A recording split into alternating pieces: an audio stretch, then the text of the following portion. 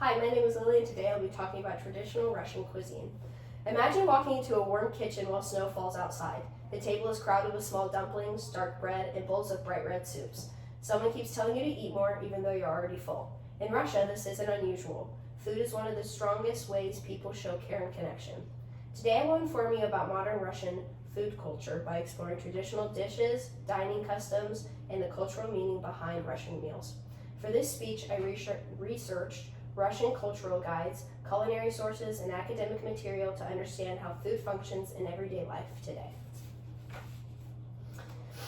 Even if you don't live in Russia, food is something everyone can relate to. Understanding Russian food culture helps us see how different cultures express family, hospitality, and identity. First, we'll look at traditional Russian foods. Second, we'll examine modern Russian dining customs. And third, we'll explore what food reveals about Russian cultural values. To start, let's talk about the foods themselves, because Russian cuisine is much more interesting than people expect. Russian food is designed to be hearty, practical, and comforting, especially because of the country's long, cold winters.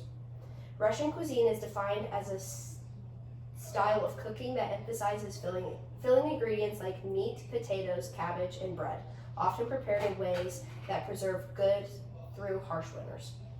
One of the most beloved foods is pelmeni, which are small meat dumplings, and I have an example. These are the dumplings. Oh.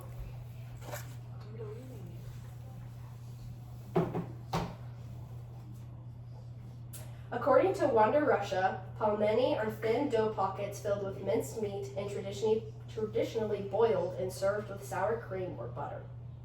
They are culturally important because of how they are made. Families often prepare hundreds at once. The process is done together around the kitchen table. Historically, they were frozen outdoors for winter storage. This turns cooking into a family bonding ritual, not just meal prep. Many Russian families hold what's called a pelmeni night, where relatives gather to fold dumplings together for hours. Another famous dish is borscht, the bright red beet soup. What makes borscht interesting is the layered flavor. The beets for sweetness, cabbage for texture, potatoes for heartiness, often served with sour cream. And this is borscht. The beet soup. Let me find my place. Okay. In modern Russia, borscht is still commonly eaten at home and in restaurants. According to Travel Food Atlas, soups like borscht remain a staple in everyday Russian meals, especially during the colder months. Russian meals almost always include rye bread and pickled vegetables. Pickling became popular because it helped food last through long winters. Common pickled items include cucumbers, cabbages, tomatoes, and mushrooms. These foods add acid and crunch to balance heavy dishes like dumplings. Now that we know what Russians eat, let's look at how meals actually work in everyday life. Russian food culture is not just about the dishes, it's about how people eat together. In Russian culture, guests are expected to be offered large amounts of food. Some important behaviors are going to be hosts repeatedly ask if you want more food, and guests are expected to at least try everything, and leaving hungry can be seen as rude. This can be surprising to Americans because here, meals are more individual.